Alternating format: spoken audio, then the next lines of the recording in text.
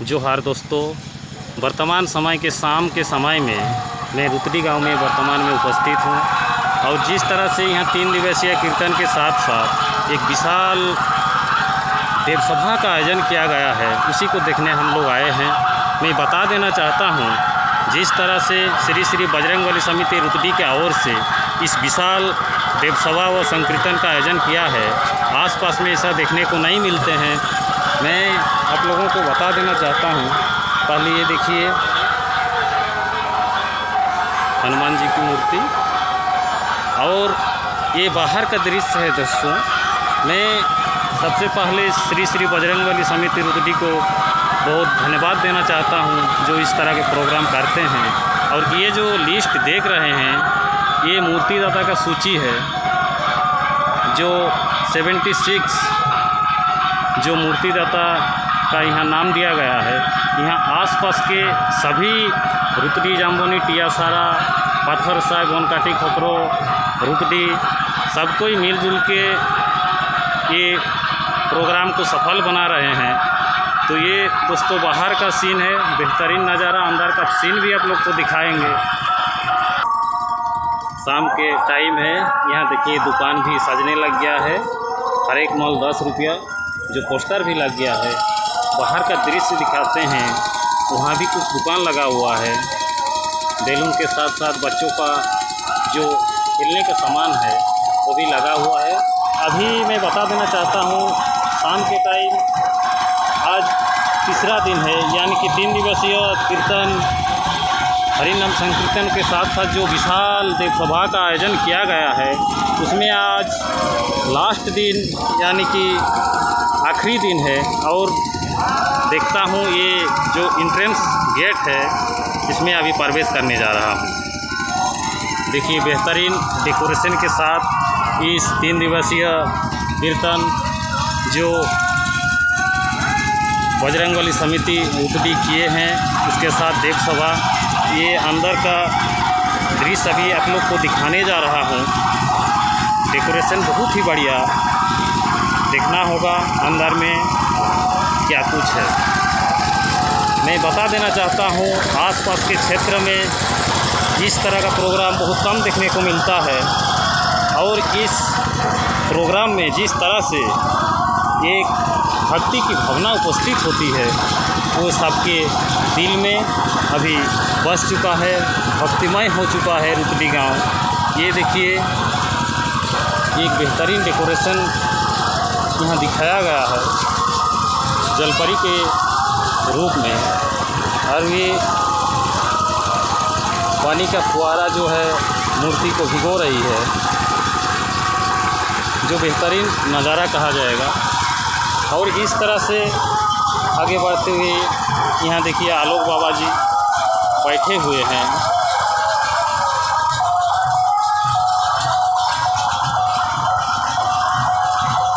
हरिनाम संकीर्तन जो 3 दिन का आयोजन किया गया था, आज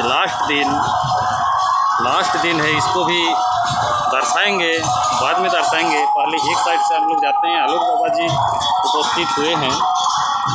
ये एक आश्रम कहा जाएगा। श्री श्री न्यू बजरंगी समिति रुतडी की ओर से एक बेहतरीन पहल, जो आसपास के सभी ग्रामवासियों को सोचना चाहिए कि इस तरह का आयोजन सालों साल हो। मैं अभी जिस देवसभा का उल्लेख करने जा रहा था, उसी देवसभा का मैं जिक्र करना चाहूँगा और विस्तार पूर्वक बताना चाहूँगा।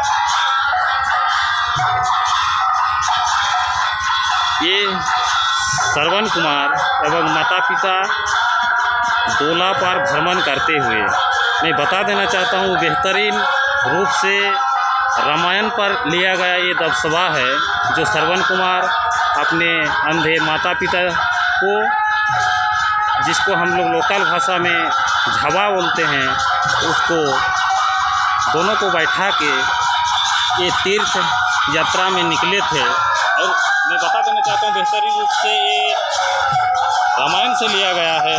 और उसी क्रम में ये जो दिखाया गया है, राजा दशरथ द्वारा सप्तभेदी बाण से प्रहार से श्रवण कुमार की मृत्यु और इसमें जिस तरह से मैं आप लोग को उल्लेख करना चाहता हूँ, जब श्रवण कुमार के माता पिताजी को प्यास लगता है, उसी टाइम उन लोग अपने पुत्र श्रवण कुमार को बोलते हैं कि बेटा पानी चाहिए। और उसी क्रम में जो श्रवण कुमार है पास की नदी में एक घड़ा लेके आते हैं और वही पानी भरते हैं।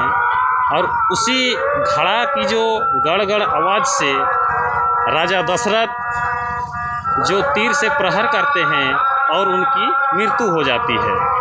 आगे की जो मैं आप लोग को दिखाना चाहता हूँ, इसमें राजा दशरथ द्वारा जल लेकर श्रवण के माता पिता को देना और सांप ग्रहण करना, इसका जो तात्पर्य है, जब श्रवण कुमार की मृत्यु हो जाती है और उसी में जो श्रवण कुमार राजा दशरथ जी को बोलते हैं कि ये पानी कृपा कर पहुंचा दीजिए, अंधे माँ बाप हैं, बैठे हुए हैं, पानी की आस देख रहे हैं। और उसी में राजा दशरथ पानी लेकर श्रवण कुमार के माता पिता को देने जाते हैं। आगे की जो सीन है इसको मैं दिखाने जा रहा हूँ। वह सांप भी मिलता है दोस्तों, बताना भूल गए। और यहाँ राजा दशरथ द्वारा पुत्र तुष्टि यज्ञ का आयोजन एवं ऋषि मुनि द्वारा यज्ञ समापन करना और चारु प्राप्त करना, इसका जो तात्पर्य है, राजा दशरथ का पुत्र या पुत्री एक भी नहीं थे, रानियाँ 3 थी। और उसी की पुत्र या पुत्री की प्राप्ति के लिए एक यज्ञ किया था, पुत्र तुष्टि यज्ञ उस यज्ञ का नाम था। और उसमें जो प्रसाद मिलता है वो तीनों में बांटा जाता है। और वही चारु प्रसाद खा के तीनों रानियाँ का 4 पुत्र होते हैं, राम, लक्ष्मण, भरत और शत्रुघ्न। आगे का दृश्य दिखाते हैं।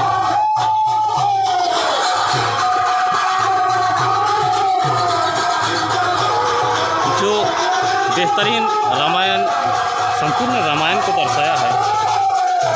इस यहाँ पर जो वर्तमान सीन दिखाया है, इसमें विश्वामित्र मुनि का अयोध्या आगमन एवं राजा दशरथ से राम लक्ष्मण का मांग करना।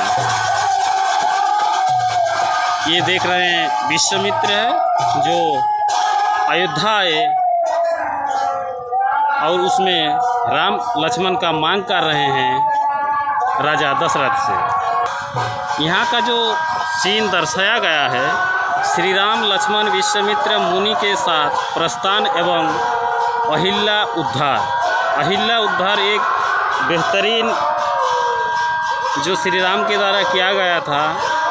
मैं बता देना चाहता हूँ, अहिल्या एक गलत काम के कारण मुनियों का जो सांप से वो पत्थर बन चुका था और उसी को श्री राम ने अपना पैर रख के अहिल्या को उद्धार किए। श्री राम लक्ष्मण द्वारा ताड़कासुर की वध करना, इसमें ताड़कासुर का जो वध किए थे राम लक्ष्मण के द्वारा, वही नज़ारा दर्शाया गया है। आगे देखेंगे, आगे का नज़ारा जो है श्री राम लक्ष्मण और सीता का मिलन पुष्प वाटिका में।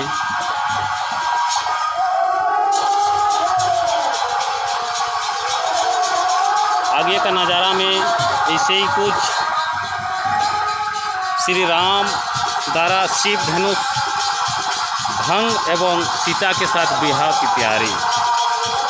ये जो राम और सीता का जो शादी यही शिव धनुष को तोड़ के किया गया था, उसी का यहाँ नज़ारा दिखाया गया है। आगे का नज़ारा देखते हैं, इसमें क्या दिखाया गया है। श्री राम के द्वारा शिव धनुष तोड़ने के क्रम में परशुराम का आगमन, जनकपुर एवं क्रोध शांत। मैं बता देना चाहता हूँ, जैसे ही मतलब श्री राम ने धनुष को, शिव धनुष को तोड़ा था, और उसी क्रम परशुराम जो बेहतरीन क्रोधित होके आए थे और उनको शांत कराए थे सभी राजाओं मिलकर, वही चीज़ यहाँ दर्शाया था। और उसके बाद सीता और राम का शादी हो गया था। यहाँ का जो नज़ारा दिखाया गया है, राम सीता लक्ष्मण अयोध्या प्रवेश, माता कौशल्या सुमित्रा एवं कैकेयी और राजा दशरथ द्वारा स्वागत, शादी के बाद फिर से अयोध्या आए थे, वही नज़ारा दर्शाया गया है। आगे का नज़ारा देखते हैं। यह मंथरा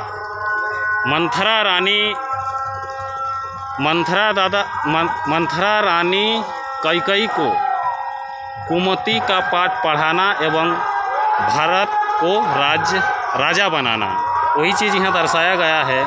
नहीं, अभी कहा जाए तो वर्तमान में भी ऐसे ही होता है। जो महिलाएं होते हैं वो चुगलीखोर होते हैं। और वही मैं बता देना चाहता हूँ, एक रामायण या महाभारत इन्हीं महिलाओं से स्टार्ट हुआ है और इन्हीं के कारण रामायण और महाभारत गढ़ा गया है।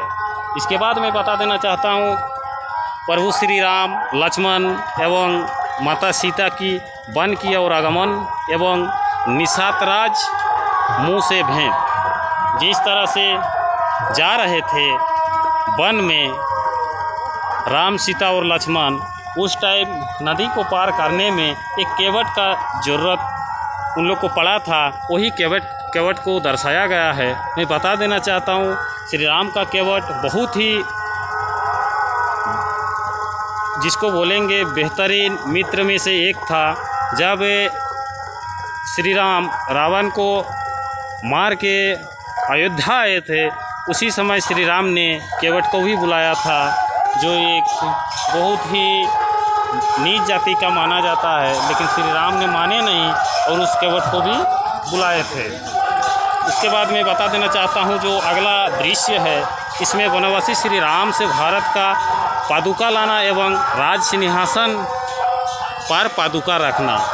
भरत जो है राम का भाई था और जिस तरह से राम लक्ष्मण और सीता वनवास गए हुए थे और उसमें जो अयोध्या का देखभाल करने के लिए एक राजा का ज़रूरत था, लेकिन उसी समय भरत और शत्रुघ्न ही घर में थे और उसमें भरत ने मतलब जिस तरह राजनीतिक करके भारत को राजा बनाने का जो देख रहे थे, लेकिन भरत ने माना नहीं और जहाँ पर राजा बैठते थे वहाँ पर राम जी का पादुका जो चप्पल होता है वही रखे थे और उन्हीं को प्रणाम किया करते थे। आगे का दृश्य में दिखाना चाहता हूँ।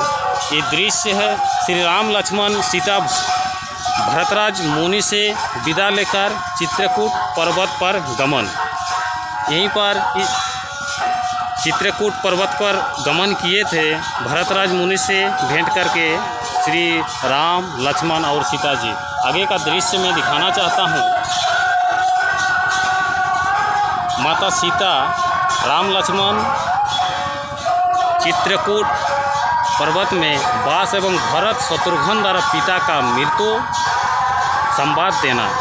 जो मैं कहना चाहता हूँ, जिस तरह श्रवण कुमार को मार के श्रवण कुमार के माता पिता जिस तरह राजा दशरथ को श्राप दिए थे कि जब मैं अंधा हूँ और मरते टाइम जिस तरह मैं अपने पुत्र को नहीं देख सका, उसी तरह आप भी जब मरोगे उस टाइम अपने पुत्र को नहीं देख पाओगे।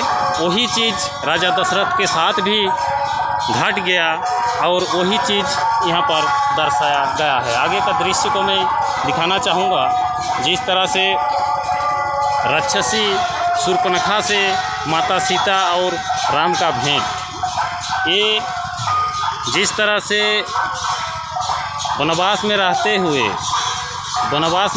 हुए राक्षसी जो शूर्पणखा है वो राम पर उसका क्या दिल आ गया और उसमें राक्षसी का भेष बदलकर वो राम जी को आकर्षित करने लगा। वही चीज़ यहाँ दर्शाया गया है। और आकर्षित जब राम नहीं होते हैं वही लक्ष्मण क्रोधित होकर नाक काट देते हैं। वही आगे का दृश्य वही दिखाया है, लक्ष्मण द्वारा शूर्पणखा का नाक काटना। जो नाक जब काटा गया शूर्पणखा का, उसी से रामायण का एक टर्निंग पॉइंट माना जाएगा। स्टार्ट हो चुका था, आगाज हो चुका था। आगे का दृश्य मैं दिखाना चाहता हूँ। जिस तरह से शूर्पणखा का नाक काटने पर राजा रावण को संवाद देना, वही चीज़ यहाँ दर्शाया गया है। और यहीं से मैं बोल देना चाहता हूँ, रामायण का टर्निंग पॉइंट यहीं से स्टार्ट होता है। और इस विशाल देव सभा का अंत यहीं तक होता है। और जो इस रामायण का जो पाठ मूर्तियों के द्वारा बताया गया है, एक बेहतरीन सराहनीय कार्य जिसको कहा जाएगा। यहाँ 3 दिवसीय कीर्तन व देव सभा का आयोजन बेहतरीन ढंग से हुआ है। आप देख सकते हैं जिस तरह से ये शाम के समय में अभी आदमियों का आना जाना, भक्तों का आना जाना शुरू हो चुका है। और उसी के साथ मैं